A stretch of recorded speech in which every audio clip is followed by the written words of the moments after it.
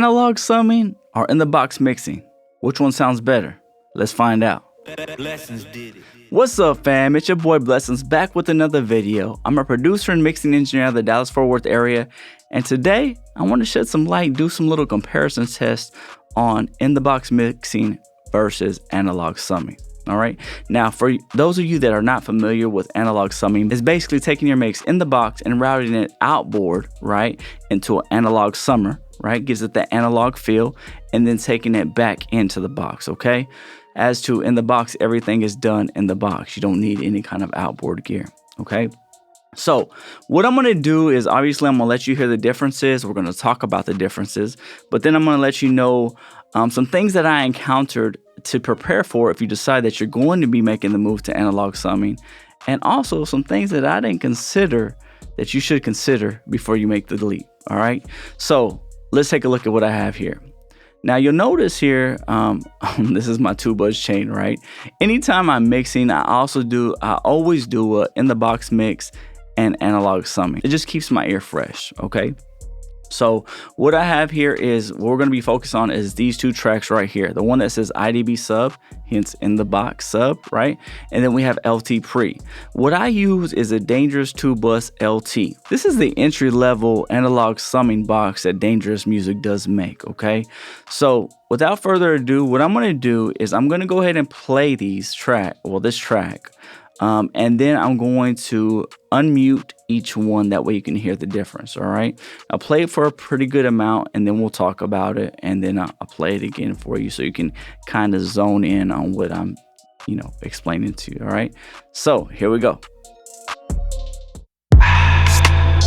Happen to evolution. People killing in vain, lethal execution. Money, power, greeds had to lead the revolution. But learning from the worst times is still the best solution. Moving my pen with ease. Same shoe size, but can't step in knees. Yeah. Whole crew mob like the Genevieves. Coming out the lion's den in the den of thieves. For real. They be hiding they whole agenda, fighting with no contenders. Lately I've been staying out the mix like a broken blender. Fixing a broken promise, Indy like Pocahontas.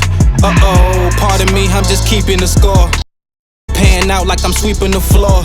With so much hate that you could feel it down deep in your core. But if they always selling out, then I'm leaving the store. But really, can't.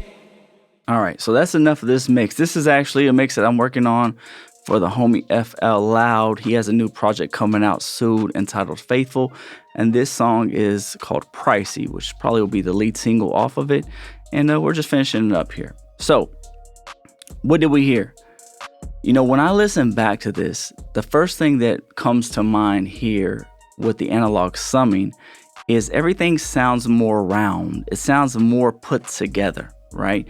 If you pay attention to the bottom end, it hits a little harder. Like I said, it is rounder. When you come up to the actual instruments, it seems a little wider, right? So there's a little bit more room, all right, in the actual spectrum, okay? Also, it's not as harsh. Now, in the box, I've mixed for in the box for years, and I still do from time to time, depending on what sound I'm looking for. It does sound a little narrower. It does sound maybe a little up front at times, but also it is a little harsher.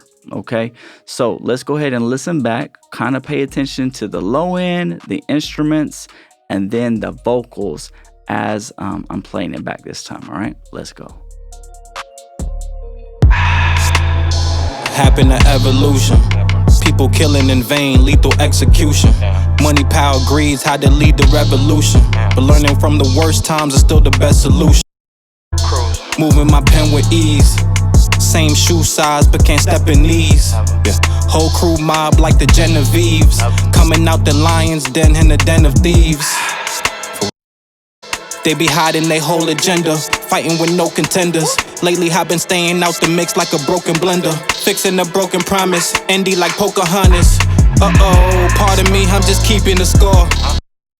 Out like I'm sweeping the floor. With so much hate that you could feel it down deep in your core. But if they always selling out, then I'm leaving the store. Okay, so you get the point, right? So what are some things that you may encounter or some things to be aware of if you decide to go the analog summing way? And either way, there's no good or bad, right? It's just preference. So one thing that I didn't take into consideration is the learning curve, right? So I had clients that were accustomed to the way my mixes sounded in the box. And I felt like when I was mixing in the box, I was able to get the vocals up front a lot faster. Okay. Now, my mixing style, I love my vocals up front and present. And honestly, that's why a lot of people do come to me, because the way I mix their vocals. In the box, it's a lot easier for me. It took me time to get it, to find that sweet spot with the analog summing. Okay, so take that into consideration if you have clients. Okay, another thing I didn't take into consideration is the price of the cables. Okay, I think the cables alone cost me almost another $1,000, to be honest with you. Of course, I want the best cables. I'm a Megami guy, right? I was a person that didn't think cables really did matter until they did matter, and then I never fell into that situation again. So keep in mind that the cables, they can be kind of costly, okay? Those are some things to take into consideration. Now, do I regret making my purchase? You know, honestly, I've had this analog summing device for a few years now, and I've grown to love it because I feel like I can get the end point of my mixes, or what I have in my thoughts in my mind, the way I envision the mix out easier, as to when I mix in the box, because of the harshness, because of the way certain things are. It was a little harder to get out what I felt, right, in my mixes. Now, times have changed. It's not as hard as it once was with plugins. Everything is being updated. Do you necessarily need to do analog summing? I wouldn't say that. I wouldn't say you do nowadays. However, I'm personally thinking about upgrading to a newer model. So I love it. However, I do both types of mixes depending on what I'm working on, depending on if I'm on the road. It's just different circumstances. If it's my preference, I would prefer to mix through my analog summing channel, just because I feel like it gives me a distinct sound that not everybody can get, if that makes any sense. So hopefully this has shed some light for you guys. If you're thinking about getting into the analog summing realm, or you're just curious of what the differences are, what they sound like, hopefully that has helped you out.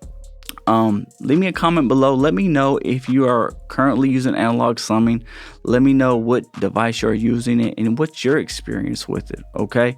If you have any additional questions, you can leave that in the comments as well.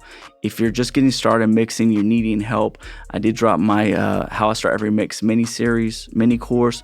It will be in the link in the description, as well as my free presets that are available for you guys. I hope this has helped you guys. Again, I go by the name of Blessons, and remember to always, always, always trust your ears. I'm out. Blessings did it.